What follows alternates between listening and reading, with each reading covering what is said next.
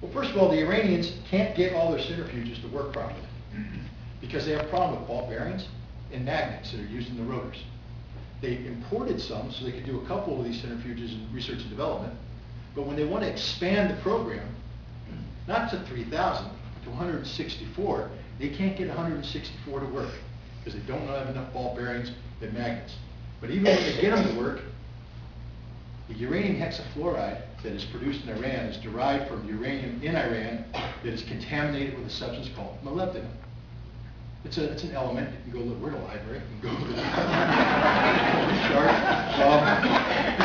it. And molybdenum is used in steel alloys and things like that. But it's in the uranium, and you don't extract it. When you create uranium hexafluoride gas, and you put that gas into the centrifuge, that molybdenum has a mass.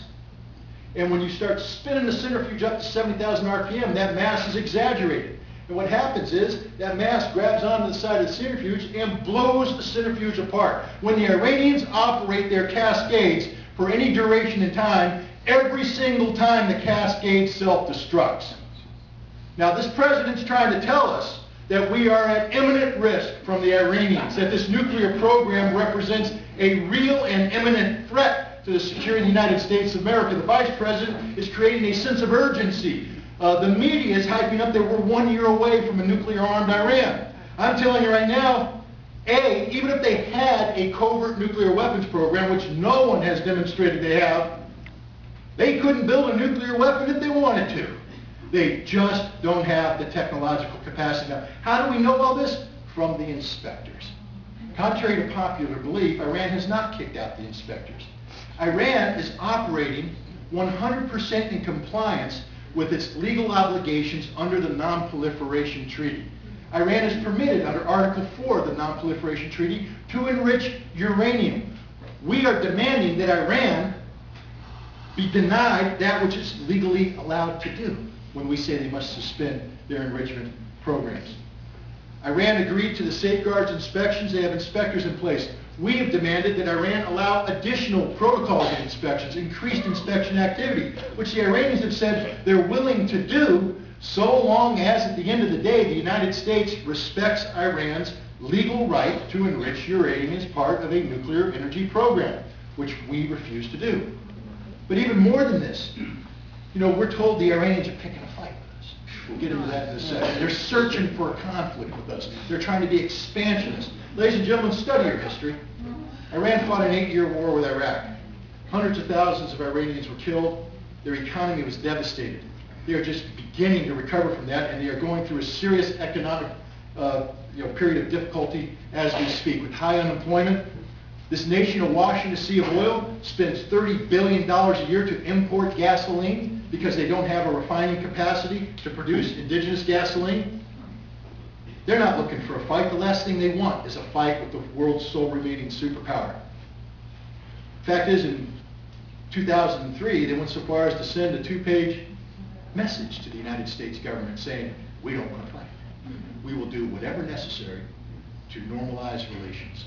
We are willing to put our nuclear program on the table. Give it up.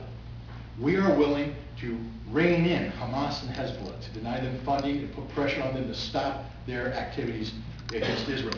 We are willing to recognize Israel's right to exist. All we ask from you, the United States, is that you lift the embargo and you recognize our right to exist. You give us security guarantees that you will no longer pursue a policy of regime change when it comes to the Islamic Republic of Iran. The Bush administration rejected this, and they've gone so far as to have Condoleezza Rice just recently lie to the American people, saying she doesn't remember.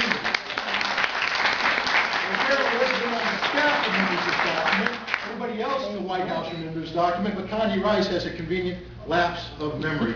The most important diplomatic initiative to come this way in modern times, and she forgot about it. She forgot. Ladies and gentlemen, the Iranians are not pushing for a conflict.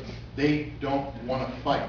This is a war that does not need to be fought. But if you read the policies of this administration, a lot of people say, well, Ritter, you're just being pretty presumptive here, saying that the Bush administration wants a war.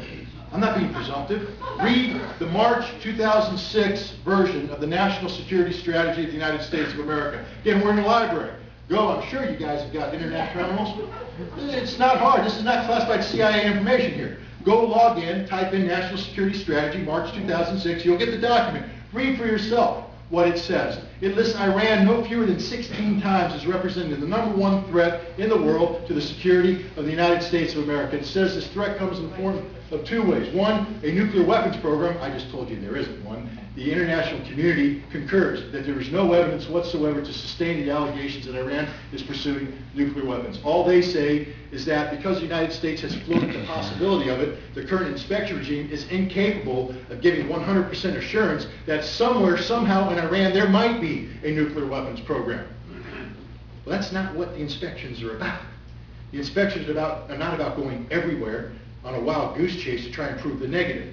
The inspections are about chasing down fact and coming up with a conclusion that is derived from fact, not speculation. And the conclusion is there is no nuclear weapons program in Iran today. The CIA actually concurs with that.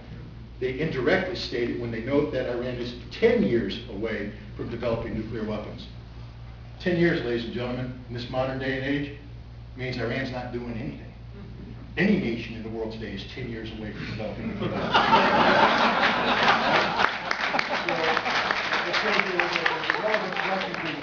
But the document also says, and this is where it gets scary, ladies and gentlemen, that even if Iran is not pursuing nuclear weapons, Iran represents a threat because it is the largest state sponsor of terror in the world today. Now that term, terror, is very important. A lot of people say, hey, the Democrats came in and got the Congress, whether that's good or bad in your opinion, so be it. You know, we all voted, and that's the will of the people. Democrats now have the Congress of the United States. And people are saying it was an anti-war vote to put them in, and that these newly empowered Democrats are going to do the right thing and not only get us out of Iraq, but prevent a war in Iran. Wrong answer. First of all, there's only one way to prevent a war in Iran. And that's to pass a new Boland Amendment today that denies funding for any military activity, covert or overt.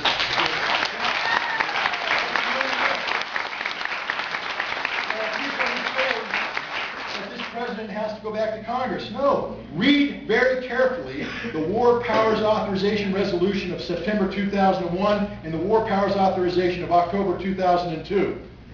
Read the fine print when it talks about terrorism, when it talks about nations, organizations, individuals who are giving harbor or support or otherwise condoning terrorism. They are now a free target. The President, in the National Security Strategy of the United States, has defined Iran as not just a state sponsor of terror, but the state sponsor of terror. Did you listen to his State of the Union address?